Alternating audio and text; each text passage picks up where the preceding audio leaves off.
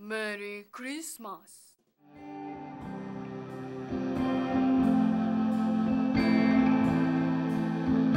Hey everyone, Tyler here at The Movie Beat, back with another Korean movie review.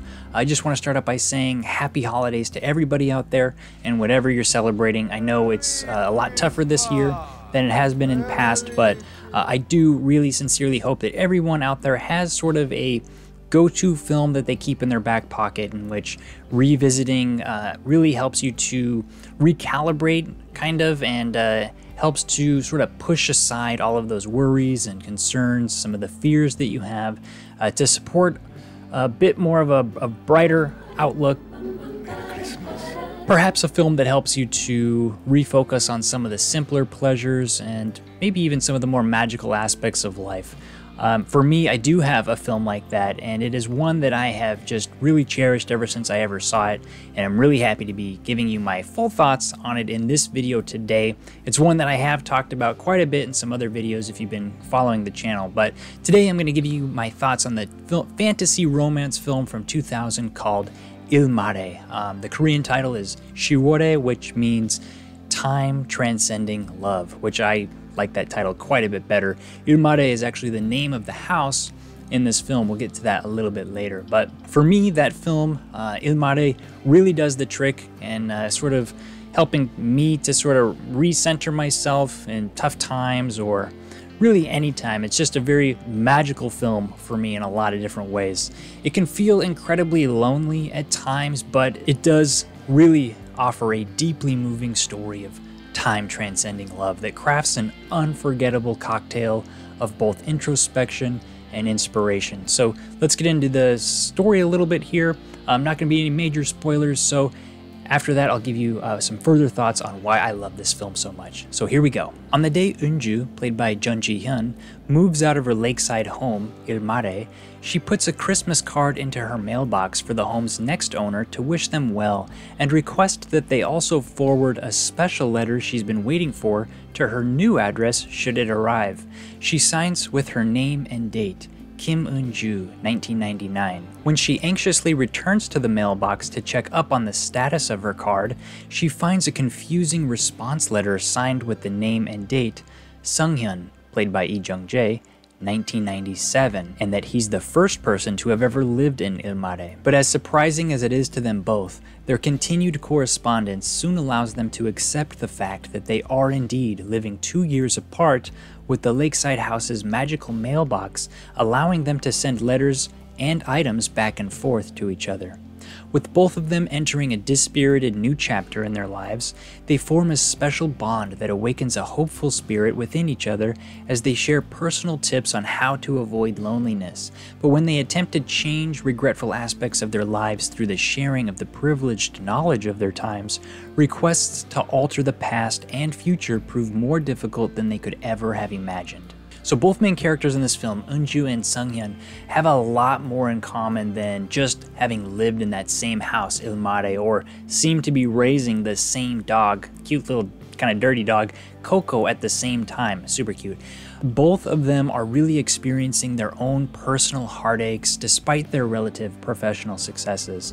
And while they have willing and able nearby friends offering support, they choose to internalize their pains as they work through them. And there's just something about both of these characters and the way that they're written, and partly in the way that they're portrayed, that I think is so universally relatable that I think really everybody can find something about either of these characters to latch onto and to connect to really get on board with this film. For me, felt like I could relate to both of them very well. And when the characters in Il Mare decide to make decisions to alter their past or present, they encounter roadblocks or other unexplained phenomenon that prevent them from completing their tasks. Whether their intentions are noble or selfish, the growth of each of the characters is marked by their heartaches and triumphs along the way that lead them to these necessary self-discoveries to actually get them through their problems.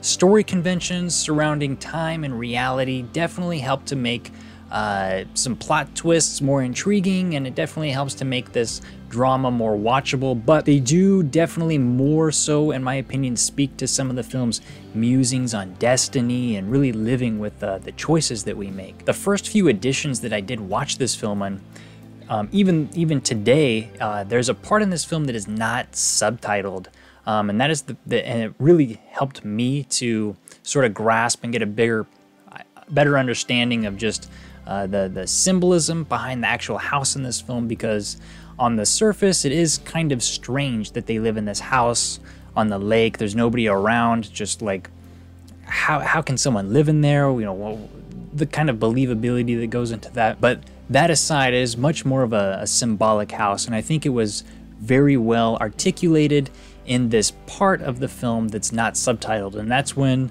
the main character, Sung-hyun, he receives that book about his father, who was an architect, and in that book there's a picture of the house in Mare, and there's a little description in there that I think is really powerful, and I just wanted to translate that here and get everyone on board with what that means. So the caption under the picture of the home written by the father reads, "Only within intimacy and solitude does man discover himself." It goes on to describe, as shown in his writing, the concept of the work is solitude. This house was completed for his beloved son, and the existential solitude of man is contained in it. So it's a pretty powerful kind of description of that home, and just sort of what it meant to the father in making it, and the implications of the story are powerful, but I think more on a broader sense thematically. It helps to sort of get a little bit better of a grasp on this film, and I really wish that was subtitled the first time I watched it, but I'm kind of a little happy discovery now that I've understood the language a little bit more and able to kind of dissect that. So awesome stuff there. Hope everyone enjoyed that little translation. So I think the essence of this film is captured really well in those words, but for me, it's really the gorgeous photography captured by master cinematographer Hong Kyung-pyo, who shot Parasite, Burning, The Wailing, as well as the enchanting, often jazzy original soundtrack by Kim Hyun-chul, which I own right here, one of my favorite soundtracks ever. I like to put it on when I'm writing and whatnot. It just brings me to the place that I need to go. Really one of the best. Highly recommend it. It's on YouTube as well, so you can also search for it there. I think the whole soundtrack is there, so pretty cool. But it is really the combination of the images and the music that sweep me away every time that I watch this movie, from the opening minute as the camera is gliding over the surface of the waters up until its ultra satisfying finale that just gets me every time. I just feel like I'm in a dream-like state when I watch this film, almost kind of like a trance per se, but it just really takes me to the right places. There's also a very interesting stillness to this film, yet everything still seems to be in motion. It's almost like time has stopped for these two main characters while they work through some of their more difficult problems, while the rest of the world continues about their day around them. They really need to solve this inner conflict within themselves so they can get back on the train and, you know, get moving again with everybody, get their lives going. And while actress Jun Ji-hyun, who you've seen in Windstruck and a lot of other great films, would have to wait one more year before hitting superstardom with the hit 2001 romantic comedy My Sassy Girl, for me, her performance in Il Mare is my favorite of hers. She is definitely one of the most watchable actresses I have ever had the pleasure to watch. She generates a commanding screen presence that really allows her to convey a lot of emotion with very little physical exertion. So the moments of quiet struggle and heartache felt by her character are perhaps felt a bit stronger than if it were any other actress I feel playing the part.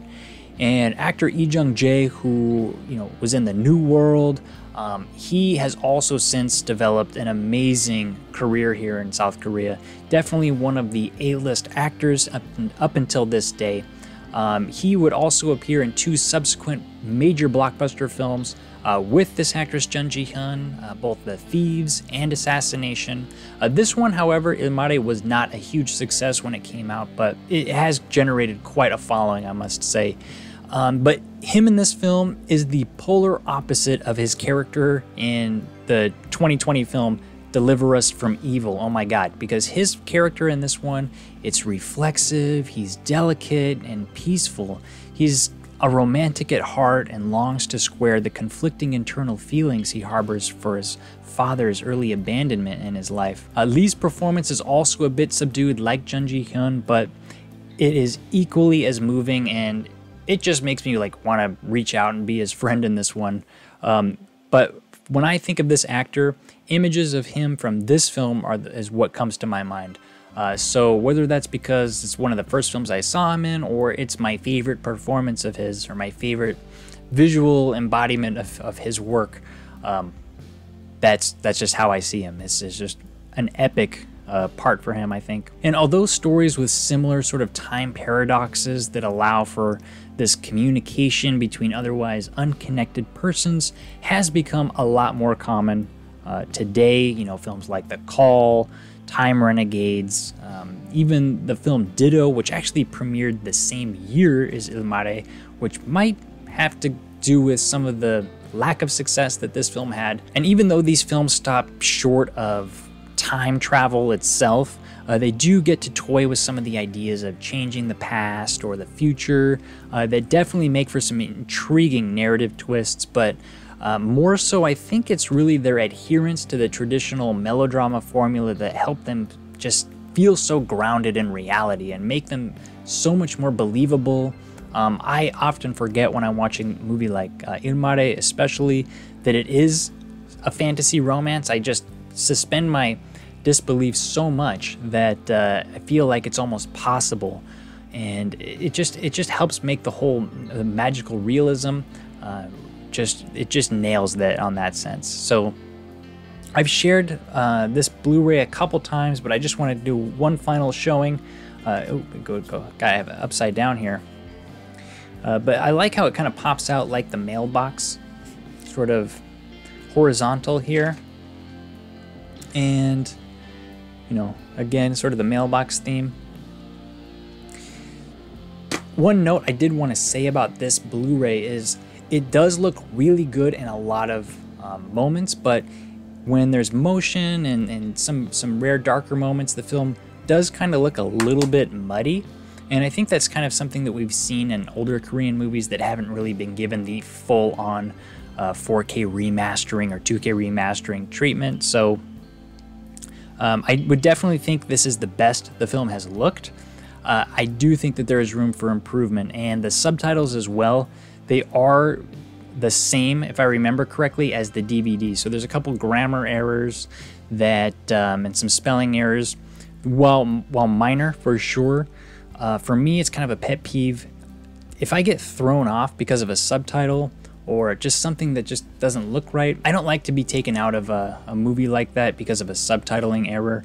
And in a movie like this that really puts me in that kind of dreamlike state, it just it seems almost more interrupting. So that's a little pet peeve there, but it is out of print, unfortunately, so it might be hard to track down, but I think there are 1080p Blu-ray versions of this one available out there, and I could not recommend it enough. Again, it is that movie for me, the one that I keep in my back pocket to recenter myself, to recalibrate. It really helps me to sort of push some of the fears and the worries about my present and future aside. It opens me up to more positive thinking, and I am able to focus on more of the simpler pleasures and some of the more magical aspects of my reality. And for that, I have to rate Mare a 9.5 out of 10. It's definitely one of my favorite Korean movies of all time. Couldn't recommend it enough. Please go out and check out Mare, and maybe we can get some kind of a future definitive edition that includes the OST, because like I said, it is amazing. So thanks everybody for watching. Let me know what you guys think of this film in the comments below. As always, if you want to see more like this, please like and subscribe. Show some support for this channel. Would really appreciate it. And until next time, I'm Tyler here at The Movie Beat. Keep watching movies.